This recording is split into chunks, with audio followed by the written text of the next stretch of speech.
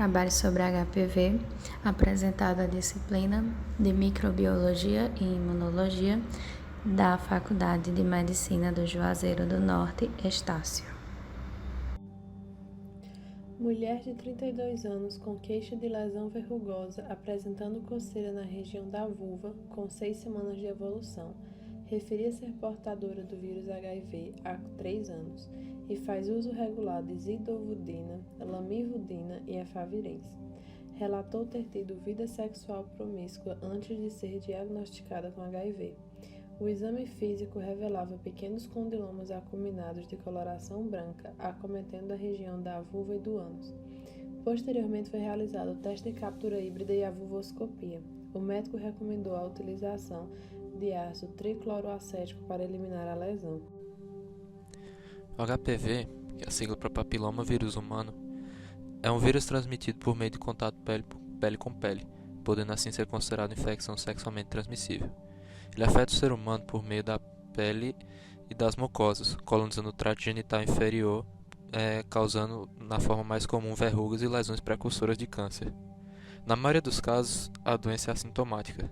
O HPV é o vírus responsável por 99% dos casos de câncer de colo de útero, porque estudos indicam que ele tem proteínas que interagem com genes supressores de tumor na célula, estimulando as mitoses sucessivas e descontroladas.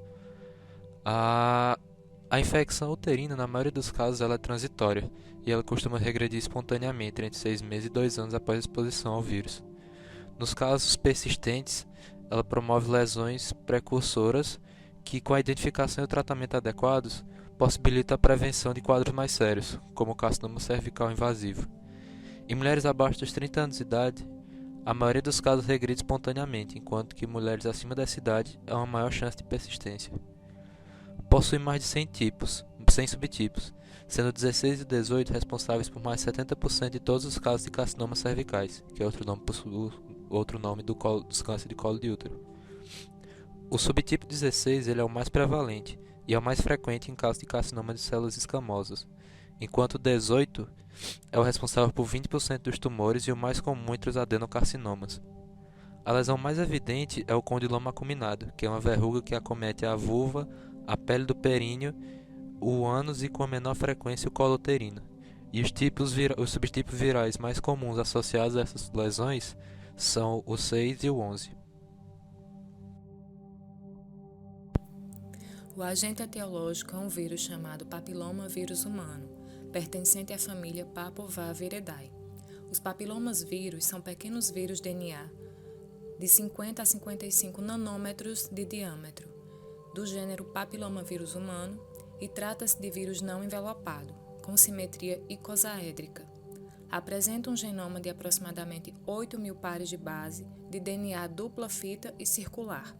Apesar do tamanho pequeno, sua biologia molecular é bastante complexa. O DNA viral encontra-se associado a proteínas semelhantes a histonas, envoltas por 72 capsômeros constituídos por duas proteínas estruturais, L1 e L2. Esses vírus são capazes de infectar seres humanos e grande número de espécies animais, sendo o homem o hospedeiro mais extensivamente estudado.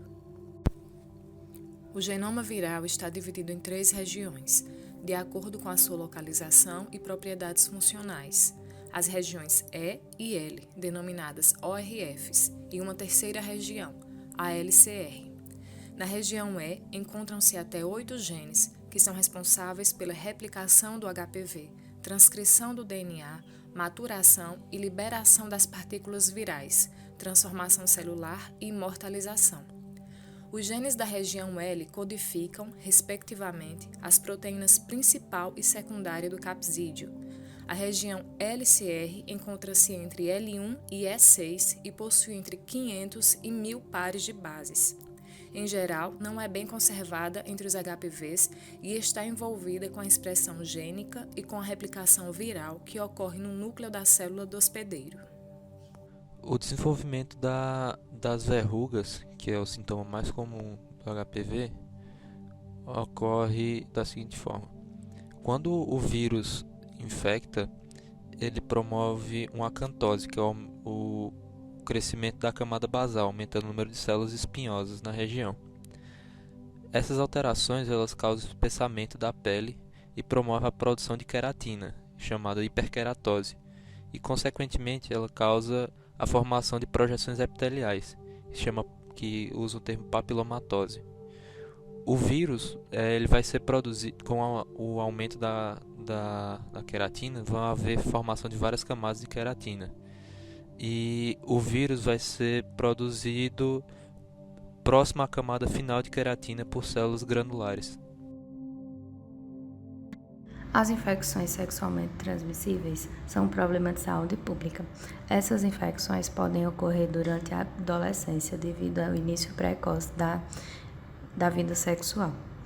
Essa infecção pode ocorrer por via sanguínea, através de fluidos sanguíneos e de transfusão de sangue, através da gestação ou verticalmente durante o parto natural, durante a amamentação ou contato direto com a pele contaminada.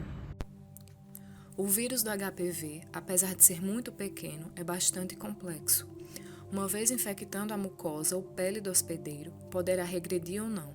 Se houver progressão, as lesões iniciais poderão se transformar em lesões pré-cancerosas e, com o quadro em constante evolução, acabar em um cancro ou câncer. Um estudo epidemiológico sobre a prevalência nacional de infecção pelo papilomavírus foi apresentado em maio do ano passado, em Brasília. Denominado POP Brasil, o projeto foi realizado pelo Hospital Moinhos de Vento, de Porto Alegre, em parceria com o Ministério da Saúde. Foram entrevistados 8.626 homens e mulheres de 16 a 25 anos de idade e que utilizam o Sistema Único de Saúde em todas as capitais do país.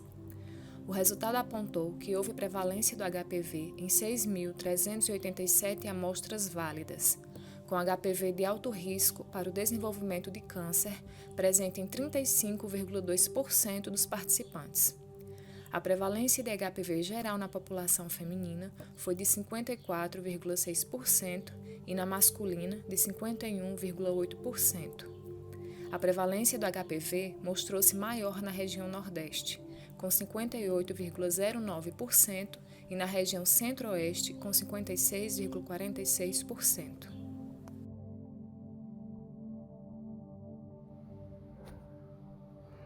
Sintomas. Infecção pelo HPV não apresenta sintomas na maioria das pessoas. Em alguns casos, o HPV pode ficar latente de meses a anos, sem manifestar sinais visíveis a olho nu ou apresentar manifestações subclínicas não visíveis a olho nu. A maioria das infecções em mulheres, sobretudo em adolescentes, tem resolução espontânea pelo próprio organismo em um período aproximado de até 24 meses. As primeiras manifestações da infecção pelo HPV surgem entre aproximadamente 2 a 8 meses, mas pode demorar até 20 anos para aparecer algum sinal da infecção. As manifestações costumam ser mais comuns em gestantes e em pessoas com a imunidade baixa. O diagnóstico clínico. A infecção por HPV ela pode se manifestar na forma clínica e subclínica, onde as lesões clínicas elas se apresentam na forma de verrugas, com aspecto de couve-flor e com um tamanho variado. Tecnicamente, elas são denominadas de condilomas. Nas mulheres, elas podem aparecer no colo do útero, na vagina, na vulva, na região pubiana, perineal, que é entre a vulva e o ânus, perianal, que é circundando o ânus, e no ânus. Nos homens, essas lesões clínicas podem surgir no pênis, normalmente na glande, na bolsa escrotal, na região pubiana, perianal e no ânus. Essas lesões elas também podem se manifestar na boca e na garganta, em ambos os sexos. As infecções subclínicas elas não são visíveis a olho nu, não apresentam sinais e sintomas, podem ser encontradas nos mesmos locais das lesões clínicas e elas podem ser precursoras do câncer de colo de útero. O diagnóstico do HPV ele pode ser feito por meio de exames físicos complementares. Dentre os exames complementares, pode ser solicitado o Papa Nicolau, que é o citopatológico, a colposcopia, peniscopia, anoscopia, biópsia e o histopatológico para diagnóstico de lesões benignas e malignas. Não existe um método ideal para chegar ao resultado. Mesmo recorrendo muitas vezes ao teste de menor custo, maior sensibilidade ou praticidade. Porém, o papilomavírus humano não pode se multiplicar em sistema de culturas de célula. Por esse motivo, o reconhecimento da infecção por HPV é obtido na identificação de seus efeitos morfológicos sobre citologia e histologia ou até do seu DNA. E temos que levar em consideração o histórico clínico, o exame físico e os exames complementares. A maioria das vezes, a descoberta do HPV acontece em alguns exames de rotina, como o Papa Nicolau. Ele estuda as células esfoliadas, natural ou artificialmente. A terminologia Bethesda graduou as lesões pré-neopláticas em 2 níveis: lesões intraepiteliais de baixo grau, LIE-BG, e lesões intraepiteliais de alto grau, LIE-AG. As lesões intraepiteliais de baixo grau, LIE-BG, incluem alterações citopáticas do HPV, como a presença de coilócitos, e neoplasia intraepitelial cervical, NIC1.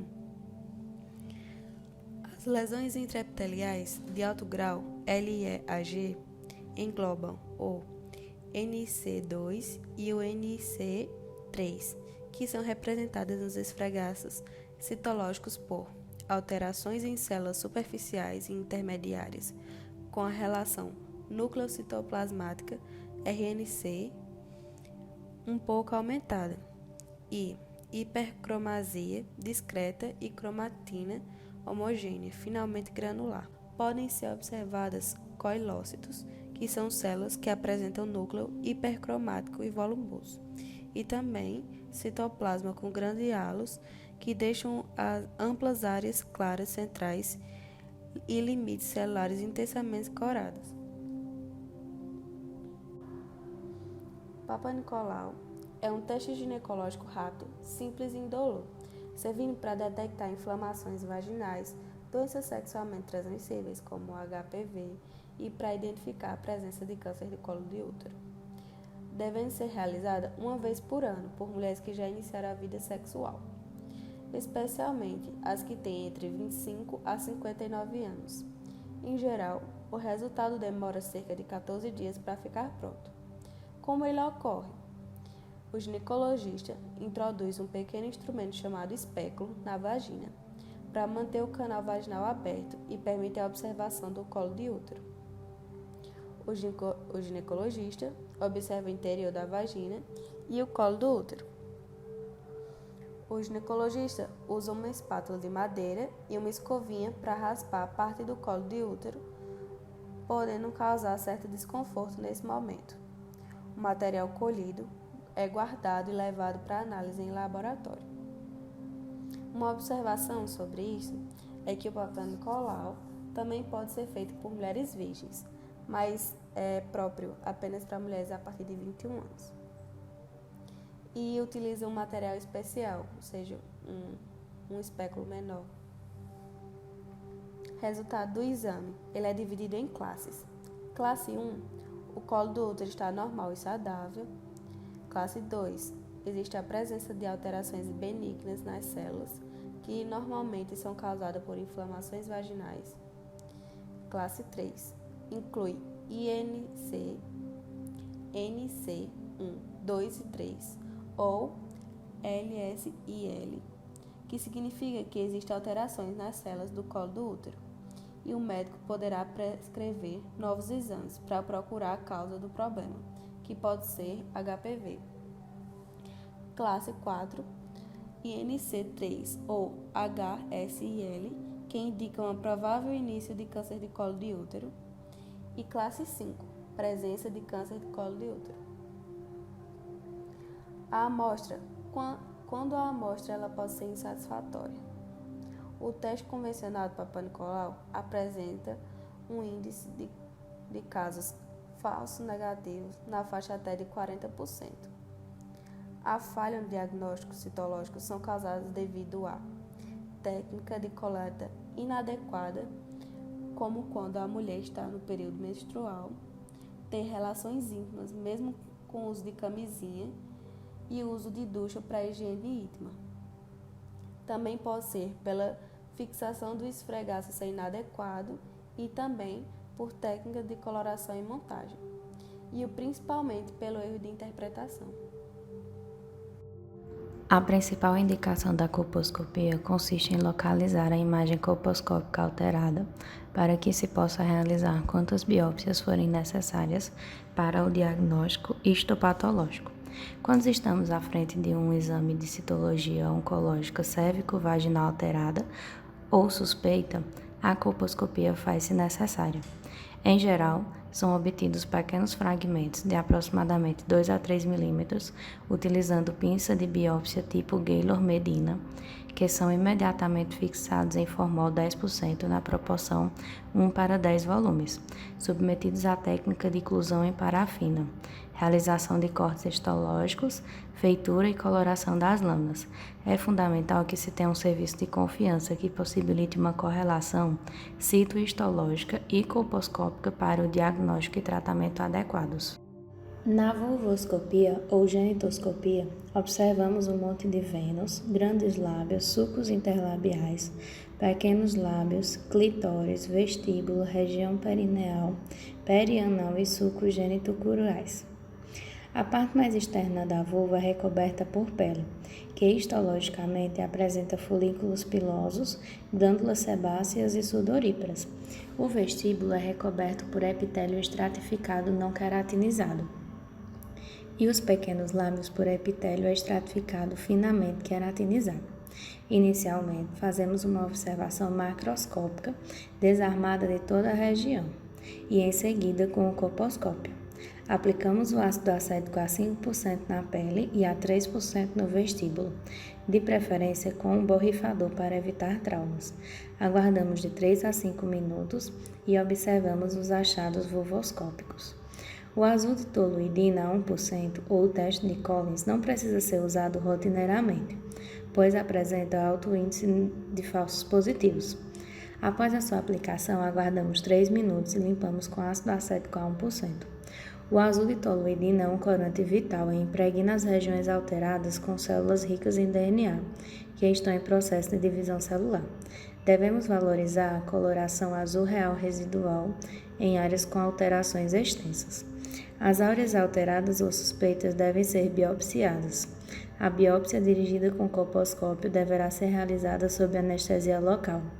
Para a homostasia, devemos ter à disposição gel homostático ou material de sutura.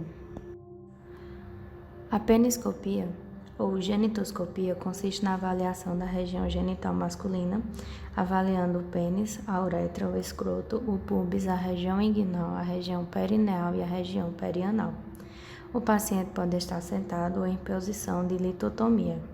Inicialmente, faz-se uma observação macroscópica desarmada de toda a região e em seguida com o colposcópio. O pênis é envolto em gás embebida com a solução de ácido acético a 100%, sempre elevando o prepúcio para a posição de glande e da coroa da glande. Aguardamos de 3 a 5 minutos para a observação colposcópica. O aplicador do ácido acético pode ser continuado e ampliado com o uso do borrifador. As áreas alteradas ou suspeitas podem ser biopsiadas para estudo anatomopatológico, utilizando as mesmas técnicas da vulvoscopia. Anoscopia. A presença de lesões HPV induzidas no colo, vagina, vulva e ou na região anal confere um maior risco para lesões na região anal e no canal anal. Este método diagnóstico pode ser realizado em mulheres ou em homens que apresentem fatores de risco ou lesões de HPV induzidas. Em posição ginecológica modificada, ou seja, com as pernas mais altas, para trás e mais abertas, realiza-se a criteriosa avaliação das pregas anais e aplica-se anestésico tópico, lidocaína gel a 2% ou lidocaína prilocaína. Deve-se realizar um toque unidigital a fim de detectar lesões na superfície da mucosa anal. Para vencer a pressão do esfíncter anal, devemos introduzir o anoscópio com inclinação 45 graus para baixo e, em seguida, retificar o aparelho em completa indução. Retirar o êmbolo e limpar com soro fisiológico a 0,9% para avaliação da superfície da mucosa e a sua vascularização. Aplica-se solução de ácido acético a 1% ou 2%. Com a ajuda de anoscópio do êmbolo, fazemos movimentos de vai e vem sob visão colposcópica. A avaliação do canal anal se faz de dentro para fora. Inicia-se pela mucosa anal, representada por uma camada de células colunares, a junção escamo-colunar, linha denteada, e o epitélio escamoso pluriestratificado não queratinizado, que vai até as pregas anais, que apresenta epitélio pluriestratificado queratinizado com algumas glândulas. A realização da biópsia sob visão colposcópica pode ou não necessitar de infiltração anestésica. Quanto mais externa, maior a sensibilidade dolorosa. Esse exame é indicado quando, na parte macroscópica, é evidenciado a presença de secreção, de ardência, de muco ou alterações cutâneas anais. Os métodos moleculares para a detecção da HPV são métodos secundários de diagnóstico, ou seja, após a parte clínica, como a clínica é soberana, são necessários exames para identificar de forma mais precisa. Essas formas são as formas de diagnosticar inequivocamente o HPV. A realização das técnicas clássicas como a citologia céfico-vaginal, a colposcopia e a biópsia são indispensáveis, ou seja, é uma junção da parte histológica, citológica e biológica molecular. Na prática diária, os métodos mais utilizados para a detecção do DNA do HPV são PCR, que é a reação em cadeia de polimerase, e captura híbrida. O PCR é o método que utiliza a síntese enzimática do DNA, determinando a amplificação específica e exponencial de um determinado fragmento desse ácido nucleico milhões de vezes.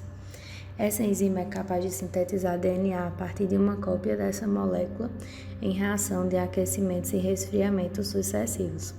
A presença de primers ou sequências iniciadoras específicas para um determinado tipo viral permite a amplificação do DNA desejado, mesmo que presente em quantidades infinitas. Já a captura híbrida é uma técnica que fornece a tipagem viral por grupos de alto e baixo riscos e a estimativa da carga viral em determinada amostra. De fácil execução e específica, utiliza sondas de RNA complementares a áreas específicas do genoma, da maioria dos tipos virais descobertos. Caso existam partículas virais na amostra, os híbridos formados entre o DNA viral e as sondas específicas são capturados na parede do tubo de reação, na microplaca. Esses estão recobertos por anticorpos específicos marcados com fosfatase alcalina. A fosfatase alcalina é um substrato quimioluminescente e a emissão de luz é lida por um luminômetro, sendo a intensidade da luz proporcional à quantidade de HPV na amostra. Podemos realizar a captura híbrida em material colhido com escova ou de fragmentos de biópsia não incluídos em parafina. O teste de captura híbrida, apesar de caro, entre R$100 e R$200, ele é ofertado pelo SUS. Já o exame do PCR não é ofertado para o SUS, o que faz com que as pessoas e os médicos optem pelo teste de captura híbrida para ter mais certeza do diagnóstico do HPV. O objetivo do tratamento não é a eliminação do vírus, porque não existe tratamento para isso, mas sim o controle dos sintomas, eliminar as lesões, prevenir o contágio e prevenir o desenvolvimento do câncer. As medidas de tratamento são feitas de acordo com o tipo de manifestações do HPV, se é uma verruga, se é uma lesão, o grau da verruga. E existem 5 formas de tratamento. O laser, que vai queimar a lesão, a crioterapia, que vai ser uma destruição térmica, vai resfriar a verruga, cirurgias, que vão retirar as verrugas maiores, e substâncias químicas, que vão agir diretamente na verruga, o creme ou o ácido. além de imunomoduladores, que vão estimular o sistema imune a combater a infecção, por meio do aumento da produção de interferon, que são citocinas com ações antivirais. O interferon vai ativar tanto o sistema inato como o sistema adaptativo e vai inibir a replicação do vírus através da inibição da biossíntese, que são aquelas etapas: a adsorção, penetração, desnudamento, as estratégias de replicação, a morfogênese e o egresso. A prevenção é feita através da vacinação, do exame preventivo e do uso de preservativo. A vacinação é a medida mais eficaz para a prevenção. Ela é ofertada pelo SUS para meninos e meninas de 9 a 14 anos, para pessoas com HIV e pessoas transplantadas, ou seja, pessoas com sistema imune baixo. Esta previne até 70% dos casos. O exame preventivo é o Papa Nicolau. Ele vai identificar as lesões precursoras do câncer de colo de útero. E o uso de preservativo, ele não vai impedir totalmente a infecção, porque existem áreas em que as lesões não são protegidas pela camisinha. Mulher de 32 anos com queixa de lesão verrugosa apresentando coceira na região da vulva, com 6 semanas de evolução. Referia ser portadora do vírus HIV há 3 anos e faz uso de zidovudina, lamivudina e efavirenz. Relatou ter tido vida sexual promíscua antes de ser diagnosticada com HIV. O exame físico revelava pequenos condilomas acuminados de coloração branca, acometendo a região da vulva e do ânus. Foi realizada a vulvoscopia, indicando a presença do vírus HPV, e, posteriormente, o teste de captura híbrida foi indicado para comprovar o diagnóstico e verificar o risco oncogênico. O médico recomendou a utilização de ácido tricloroacético para eliminar a lesão. Paciente LCF, idade 32 anos, data de emissão 15/10/2019. Método captura híbrida, hibridização de ácidos nucleicos com amplificação de sinal. Resultado: 2,3 unidade de luminescência por cutoff. Conclusão: HPV de baixo risco oncogênico, HPV tipo 6. Valor de referência menor que 1 unidade de luminescência por cutoff, considerado negativo. Em relação à questão epidemiológica, a mulher tem 32 anos. Geralmente, na idade entre 20 e 40 anos, é a idade em que a mulher é mais ativa sexualmente.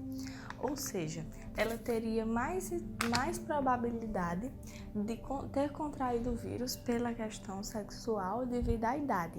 A paciente já apresentava lesões verrugosas com coceira.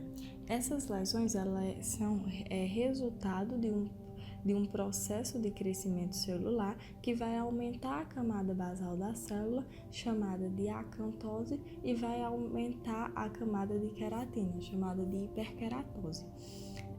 Geralmente, no geral, a lesão verrugosa ela é uma resposta natural de um processo inflamatório pela presença do vírus, que desaparece rapidamente, em poucas semanas, principalmente quando ela é anogenital, que é o caso da paciente. No entanto, já está com 6 semanas que ela possui essa verruga e não desapareceu. Isso é justificado pela presença do HIV. A paciente é portadora de AIDS, o que gera a diminuição de linfócitos TCD4, e ela já faz uso desses antibióticos que aumentam os linfócitos TCD4, que é o caso do efavirenz, da zidovudina e da lamivudina. Eles são medicamentos que vão aumentar os linfócitos TCD4 e vão atuar na transcriptase reversa. No entanto, esses medicamentos não foram suficientes para que a paciente combatesse a lesão logo. Outro ponto interessante vem a ser o fato de que a lesão verrugosa está a apresentar 6 semanas e o período de incubação do vírus é entre 2 e 8 meses. Ou seja, isso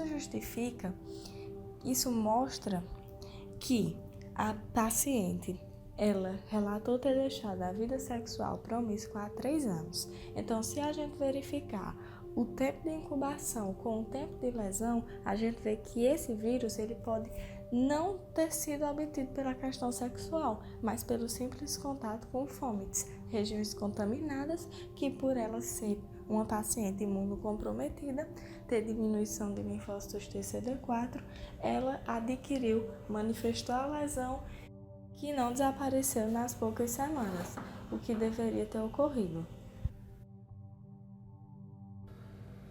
Quanto ao diagnóstico, primeiro foi realizada uma vulvoscopia, que normalmente é solicitada quando há alguma alteração no Papa Nicolau ou quando o médico suspeita de um caso de HPV. No caso, ele teve essa suspeita principalmente por causa do exame físico, no qual foi detectado a presença de condilomas na região da vulva e do ânus. E também pelo fato dela já possuir uma DST, o que é um fator de risco, e até mesmo pela idade dela, que é uma idade na qual as mulheres geralmente apresentam o vírus HPV. No caso, a vulvoscopia confirmou a presença do HPV, porque posteriormente foi realizado um teste de captura híbrida. Em relação ao teste de captura híbrida, ele foi realizado após a vulvoscopia. No geral, ele serve para confirmar o exame histopatológico e o citológico. No caso, também pode ser verificada a oncogenicidade, ou seja, o risco de causar câncer no paciente. Ele divide o paciente em 2 grupos, o grupo A e o grupo B. Os pacientes do grupo A são os com menor probabilidade de gerar câncer e os pacientes do grupo B são os de maior probabilidade. Ele tem um valor de referência que quando que deve ser menor que 1 unidade de luminescência por cutoff, que significa que esse valor, estando abaixo de 1, indica a ausência do vírus HPV, que no caso da paciente já foi confirmada a presença e comprovado com a captura híbrida, visto que deu 2,3 unidades de luminescência por cutoff. Em relação à questão da oncogenicidade, foi observado o HPV tipo 6, que é não oncogênico. O HPV tipo 6 e tipo 11 são os tipos mais comuns nas lesões anogenitais, que são tipos não oncogênicos. Então, nesse caso, a paciente é classificada como grupo A. Lembrando que esse exame ele tem alta sensibilidade, alta especificidade, ele verifica o tipo viral, a carga viral e o risco ou não de desenvolver câncer. O tratamento consiste na eliminação da lesão, pois ainda não existe um tratamento para HPV que elimine o vírus do organismo. Então, foi utilizado o ácido tricloroacético, que ele é geralmente indicado quando as verrugas são superficiais ou estão em pequena quantidade, porque é o caso da paciente.